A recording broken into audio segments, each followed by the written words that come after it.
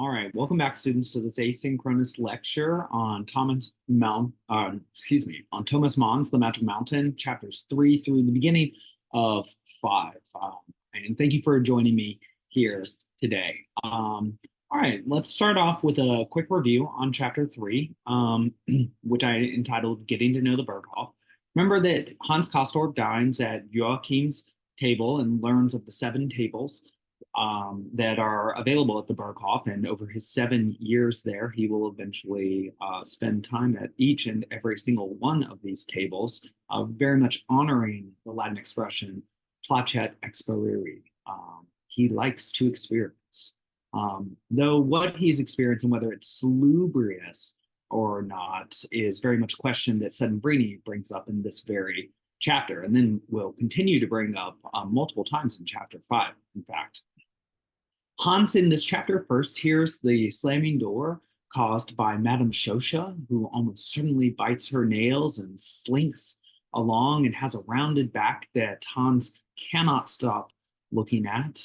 Note also that Shosha in French, though she is Russian, she has a French last name, and her last name means hot cat, which not only has sort of an erotic romantic component to it, but is in fact the name of a World War I French machine gun that Americans liked to use that was so difficult to fix that it was easier to throw out than it was to fix. Sort of like in early editions of the iPhone, where if one broke one screen, it would often be cheaper to purchase a new iPhone, particularly with the subsidies available at early cell phone dispensaries, rather than to get one screen fixed, which would often cost just as much as the phone itself. In any case, Hans finds himself affected very much by the air up here. Remember that he has a little bit of a fever. His cheeks, like Director Barron's cheeks, are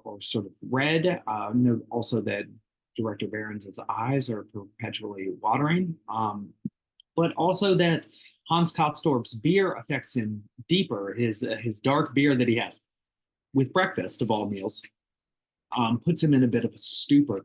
And his Marini Mancini cigarettes that he loves so much that Joachim thinks are evidence of a weak will, but Hans Castorp, as very much a person who pursues a slight hedonism, small hedonistic bourgeois pleasures like smoking cigarettes, he loves his Maria Mancinis. However, in the air on this Swiss mountain, they don't quite taste right. There's something that is upsetting his equilibrium, as it were, up here. And then finally, we meet Herr Settembrini, Lodovico Settembrini. Remember that Herr, like Frau, like Fräulein, are honorifics in German. Herr means Mr., Frau, Mrs., and Fräulein, Miss, as a general heuristic.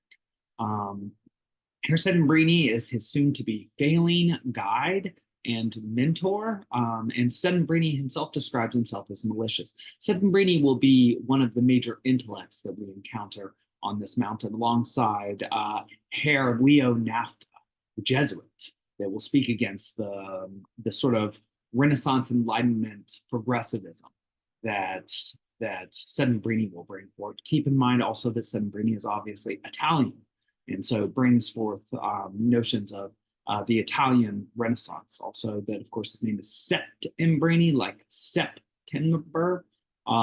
Septem in Latin means 7. Septem is reminiscent of that in Settembrini's name.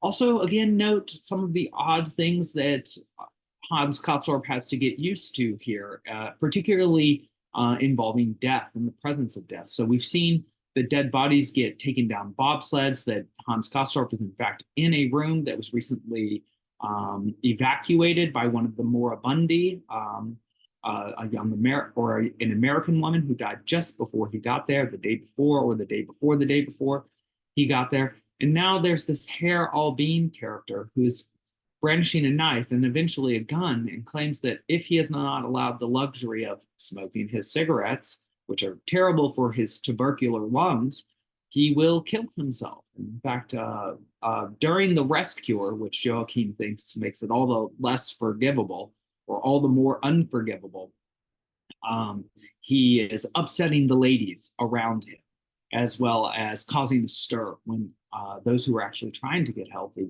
are attempting to get healthy. And so, yet another instance of that, of something happening which does not happen in one's everyday city world, where death and threats of death are often hidden away from those going about their normal days. In any case, we get here near the end of chapter 3, Settembrini's warning to Hans Castorp. Remember, this is still his first full day in chapter 3. And this is what Settembrini says, and perhaps this will offer us a lens through which to view his character and his effect on Hans Castorp. I salute reason, Settembrini replied, and I salute courage as well, by the way. This will help with his analysis or his judgment of Joachim. What you say sounds good, and it would be difficult to find any truly cogent objection, because I too have seen some marvelous cases of acclimatization.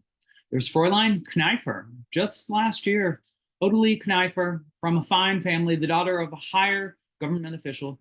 She was here for about a year and a half and became so splendidly accustomed to life up here that once she has been completely restored to health, and that does happen. People do get well up here sometimes. She refused to leave on any account. She fervently begged the director to be allowed to stay. She simply would not return home. This was home to her. This was where she was happy.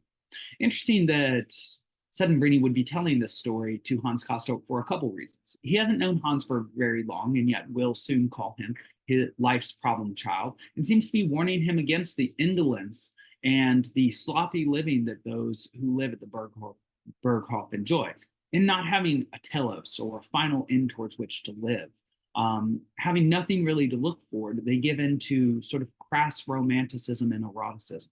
They pursue small pleasures that lead to nowhere. So I called them cul-de-sacs earlier. And then also note the interesting gender bending of Hans Castorp here. He is here compared to a young lady, not a young man. This will itself be sort of reaffirmed when we see that the romantic interest of Hans Castorp, Madame Shosha, is often connected in his mind to a young man that he knew, a young boy, Shivislav Hippa. And so do keep in mind when the gender of Hans Castorp gets moved from one to the other, sort of reminiscent, though under very differing conditions, to Leopold Bloom's gender changing in the Circe chapter in Night Town.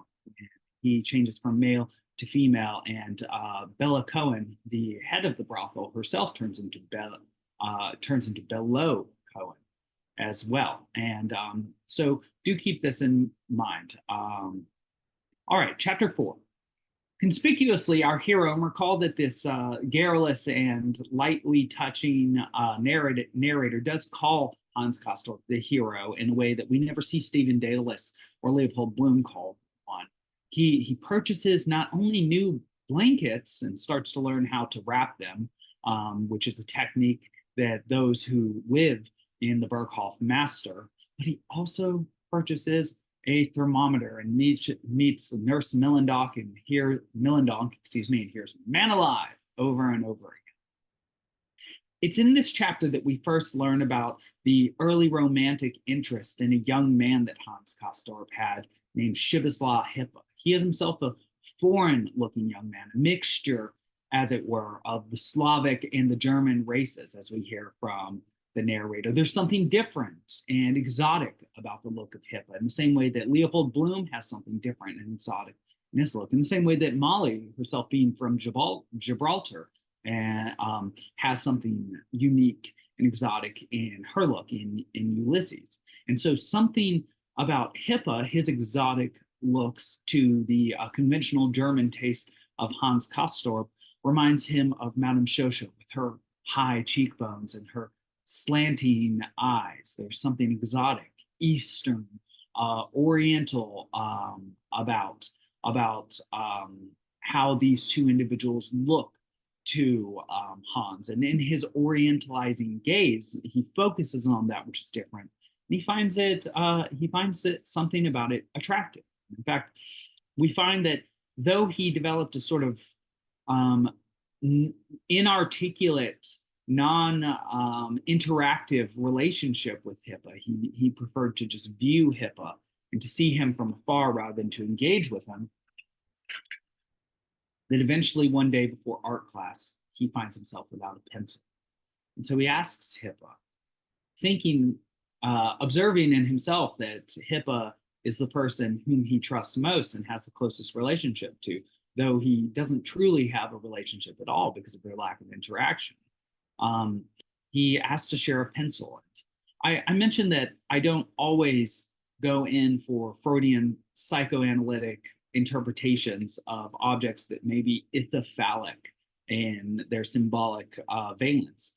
But a pencil, besides looking something like an erect phallus, even more importantly, has a generative power like a phallus. Going to art class and using the pencil is to use the pencil to produce something new. In the same way that the biological process in which the phallus is involved can also produce offspring. And so for a young man to give a pencil to another young man of artistic bent is to share with him the tool of generation, or a tool of generation with him. And so, though I don't think that this is a square allegory for them sharing physical sexual love with each other, I do think that there is certainly an analogy between sharing one tool of generation with another. That there is something nascently just beneath the surface romantic about the fact that Hippa trusts Hans with this pencil. And yet he does say to Hans, make sure that you don't lose it and make sure to give it back to me, which sort of bristles Hans's conventional air, as if he would do anything to harm the pencil, as if he intended to do that. And in fact, during Walpurgisnacht, later in just a little bit later in this book, the conceit that brings Madame Shosha and Hans Castorp together again, or for the first time and the only time before she leaves, will be that for a game that is being played, sort of like charades or a Pictionary, as it were, he will require a pencil. He will find himself without a pencil, and he will have to ask Madame Shosha for a pencil. She will ask him to return it, and it will turn out that he returns it to her at her room later that night. So there is certainly some sort of connection between Hippa, Shosha, sharing of pencils, and physical romance as well. Also, a strange relationship between time. We have here in this chapter the excursus on the nature of illness. Is it venerating to be ill, or is it debasing? Hans seems to take the perspective that there is something venerable about one not only dying, but also ill. He says, and I quote, because for someone who's ill, one wants to express a certain seriousness and deference, doesn't one? Illness has something more or less venerable about it. This is Hans's perspective. But Settembrini demurs. He holds a different perspective. He says illness is rather a debasement, indeed a painful debasement of humanity, injurious to the very concept itself.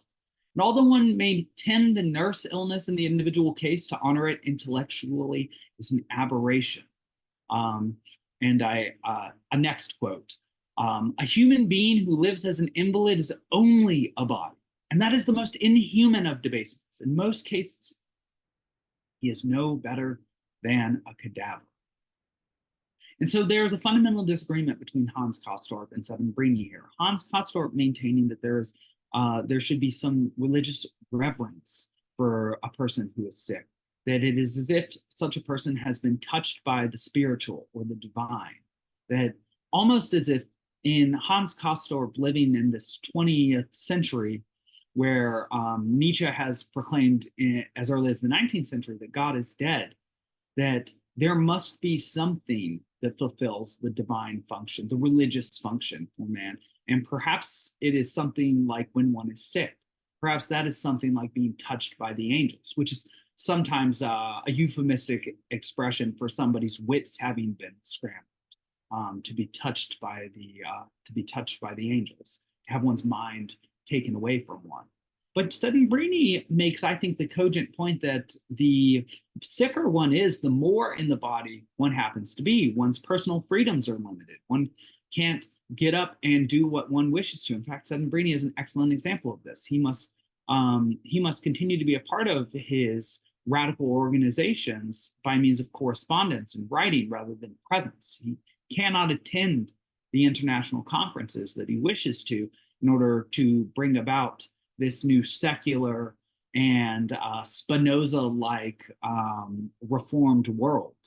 And Hans can, and yet Hans chooses to sequester himself in the Berghof. And so there are multiple fundamental differences between Hans's mentor and himself. And perhaps these will be insuperable.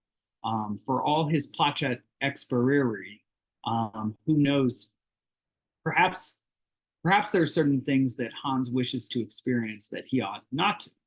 In any case, let's move.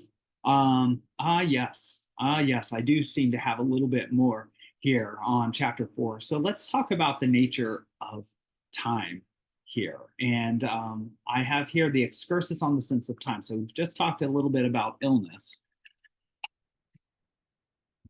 Now let me quote in detail on time. Ultimately, and this is from the excursus on time, the subchapter, there is something odd about settling in somewhere new, about the perhaps laborious process of getting used to new surroundings and fitting in, a task we undertake almost for its own sake and with the definite intention of abandoning the place again as soon as it is accomplished or shortly thereafter, and returning to our previous state. We insert that sort of thing into the mainstream of our lives as a kind of interpretate or as a kind of interruption or interlude for the purpose of recreation, which is to say a refreshing, revitalizing exercise of the organism, because it was in immediate danger of overindulging itself in the uninterrupted monotony of daily life, languishing and growing indifferent. So we have some comment here on why to take vacations, as it were, to go somewhere new in order to interrupt the continuity and uniformity of life. This creates a situation in which we attempt to readapt, micro-adapt to a situation over the course of hours or days. Think of camping, for example, or perhaps think of staying in a certain dorm for 3 to 6 months. And yet one just leaves that place. One goes to the place in order to have some measure of experience, in order to experience something new, or perhaps to acquire some new skill. And yet one knows the entire time that one will someday leave. One wonders whether this is the experience one ought to have in any place that one occupies during the course of one's life, given the mortal nature that all inhabit. And that said, we get something on boredom and its relationship to time here. All the more apropos that one learned about this in class. What people call boredom is actually an abnormal compression of time caused by monotony. Uninterrupted uniformity can shrink large spaces of time until the heart falters, terrified to death. When one day is like every other, then all days are like one, and perfect homogeneity would make the longest life seem very short, as if it had flown by in twinkling. There seems to be a suggestion here that the reason that people both become bored, but the older one gets, the faster time moves, is that time becomes more uniform. People spend their time doing the same things over and over again. And in so doing, they focus on the minute details that become apparent to one as one continues through a uniform activity. For example, think of running a race. The first time one runs it, it seems very long as one takes in everything there is to be taken in. But as one runs a certain track or trail over and over again, one focuses on or one focuses on new, different details that one could not see at first, even temporal rather than physical details. One wants to have run by a certain marker on the track or trail by a certain time, and one can only see that that physical marker of time once one has established a certain time that one wants to make. And so one in starting to focus on smaller and perhaps even less tangible aspects of one's day, one stops seeing the varia around one, and one starts focusing on the smaller aspects of that which is in front of someone. This seems to also cause boredom too, where it seems like nothing new will ever happen because one is doing the same thing every day. I'd say that that was something that, in fact, I encountered in my first career, and that I hope you managed to avoid by means of choosing a job or career that really speaks to your desire for diversity. In any case, habits. Habit arises when our sense of time falls asleep, or at least grows dull. And if the years of youth are experienced slowly, while the later years of life hurtle past at an ever-increasing speed, so this is to my earlier point as well, it must be habit that causes it. We know full well that the insertion of new habits or the changing of old ones is the only way to preserve life, to renew our sense of time, to rejuvenate, intensify, and retard our experiences of time. That word is used here in the French sense of to slow down from the early 20th century, not the current pejorative sense used in the early 21st century by the translator here, and thereby renew our sense of life itself. That is the reason for every change of scenery and air, for a trip to the shore, the experience of a variety of refreshing episodes. So apparently, as one experiences time, one develops habit, and habit serves as something of a shield against time, so that time, rather than feeling the immediate presence of time every time one does something, as one develops a habit, one stops experiencing time to the same extent. One wonders whether your first days, your first classes of the semester were longer than your final classes, or your first days in your dorm room were experienced as longer than your final days. I would be very interested in our final forum in hearing whether you agree with Thomas Mann's narrator's perception of boredom and habit and time, and how being somewhere new affects one's experience of time, whereas being around the expected and where one has developed habits also affects one's experience of time, but makes it move faster. And finally, we have a bit on the phenomenology of settling in, subjective experience of settling into a place. The first few days in a new place have a youthful swing to them, a kind of sturdy, long stride that lasts for about 6 to 8 days. I wonder if it is 6 to 8 days, and please do let me know. Then, to the extent that we settle in, the gradual shortening becomes noticeable. The first few days at home, after a change of scene, are likewise experienced in a new, broad, more youthful fashion. But only a very few, for we are quicker to grow accustomed to the old rules than to their abrogation. Ralph Waldo Emerson says that the problem with traveling and finding a new self while traveling is that one takes one's giant with. Eventually, all new places, one's own personality, character, and habits catch up with one, and one finds that even in the most unique and newest place, that one is still the same old person that one ever was. I often think about this in terms of the notion that fantasy novels are read for a sense of escapism. Fantasy or romance or any sort of novel where one has to use one's fantasy in order to immerse oneself, which might be all of them. And that even if one were to be absorbed into the narrative of another book, wouldn't one ultimately, even in a new world, still be the same person that one was in an old world? Is any world so constructed in such a way as to make one more successful in this new world than in one's old world, or are fantasy worlds constructed by according to such principles that one would be, say, even if one were, say, a peasant like Sancho in the so-called normal world of reality, would one therefore in a fantasy reality have the skills, though a peasant in one reality, to be a lord of an insula in another? This is a question that I often wondered as a reader growing up. In any case, we meet Touledoux at the end, or Touleda at the end of this chapter, and that is short for Touledoux vous avez. So all of you have,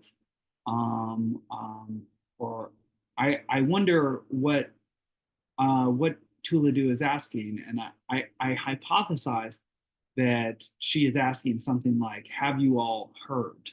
And have you all heard what? Have you all heard that my son has died? Her son has died?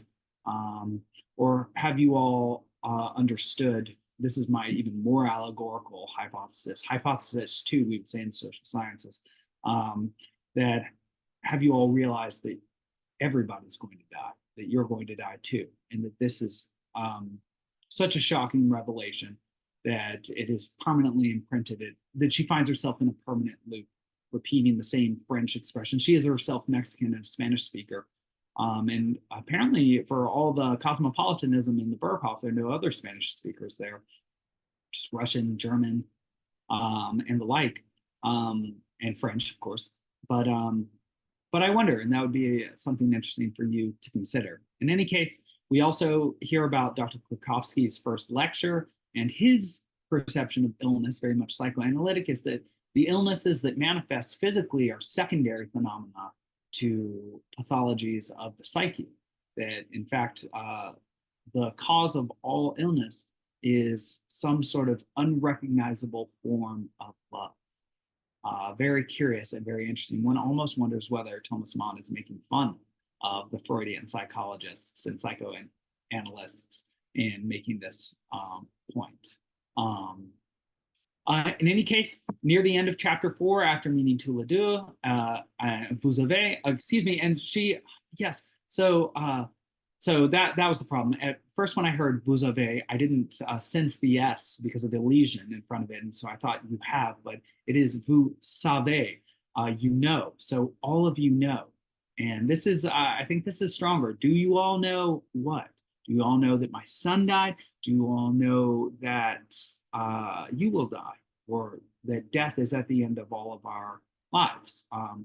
In any case, we saw Krukowski's lecture too. Hans makes an appointment alongside Joachim to be analyzed by Behrens. And apparently, after having his lungs listened to with a stethoscope, he has a muffled spot.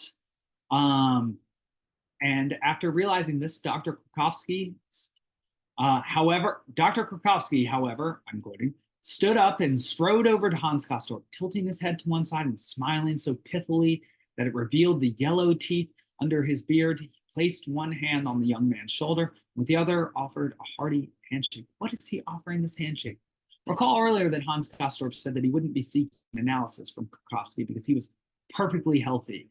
And Krukowski, in a sort of pithy, witty, psychological way, suggested that he had never met somebody perfectly healthy, which is almost surely true. And it was a strong invitation to, or perhaps a subtle invitation to Hans Castorp to start viewing his surroundings in a different light. That he was in fact in a new place, a place of sickness, a place where illness of all sorts is focused on, rather than what makes one healthy.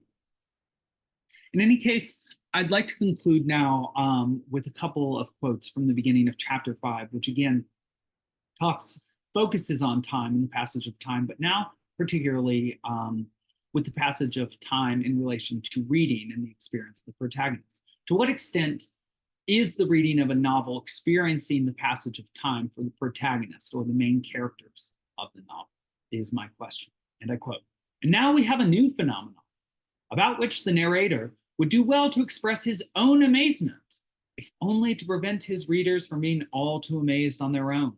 The fact is, the account of the first 3 weeks of Hans Castorp's stay with the people up here, 21 days at the height of summer, to which by all calculations it was supposed to have been limited, has consumed quantities of space and time that correspond only too well to what the author himself expected, and indeed half confessed. The coverage of the next 3 weeks of the visit, however, will require about as many lines or words or even seconds as the first 3 weeks required pages, requires hours, and working days. We can see it coming. We'll have those 3 weeks behind us and laid to rest in no time. That may well cause amazement, and yet it is perfectly in order and corresponds to the laws of how stories are told and listened to, because both good order and the laws of narrative require that our experience of time should seem long or short, should expand or shrink in the same way it does for the hero of our story, or young Hans Castor, who quite unexpectedly has found himself impounded by fate. And so we conclude the lecture today with further analysis of time. How is it the case that the first 3 weeks of Hans Castorp's stay at the Berghof comprise 4 out of 7 chapters in this book, and the final 3 chapters, which will be around 400 or 500 pages, comprise over 6 years. And so, by some analysis of the organization of the text, over half of the text, more than half of the chapters, though not more than half of the pages, comprise the first 3 weeks of settling in, whereas the final 3 chapters comprise the final 6 years of living. Is there some sort of relationship between time, some exponential drop off in the experience of time as habit develops while one settles into a new place? Does the newness of a place, the strangeness of a place, create a different, more unique, more imminent sense of the presence of time? Does one feel the presence of time in a deeper, more intimate way when one is in a new situation or in a new place where one does not yet have the shield of habit guarding one against the experience of time? These are the questions that I leave you with, and I hope that you enjoy your time after having listened to this lecture today.